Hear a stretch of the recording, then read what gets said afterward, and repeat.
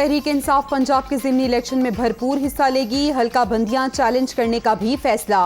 कौमी असम्बली से इस्तीफों की तस्दीक के लिए स्पीकर के सामने पेश न होने का ऐलान। बनीगाला में इमरान खान के ज़ेरे सदारत कोर कमेटी का इजलास। लॉन्ग मार्च और आइंदा के लाहे अमल पर मुशावरत।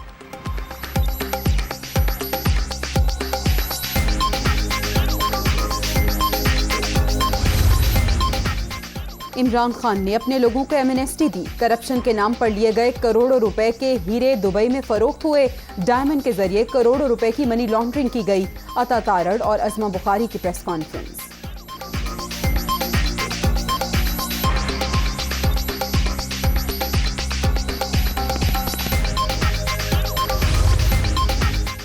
और मारगला की पहाड़ियों पर आग भड़क उठी। काबू पाने की कोशिशें जारी। वजीर आजम की हिदायत पर NDMA ने हेलीकॉप्टर फराहम कर दिया।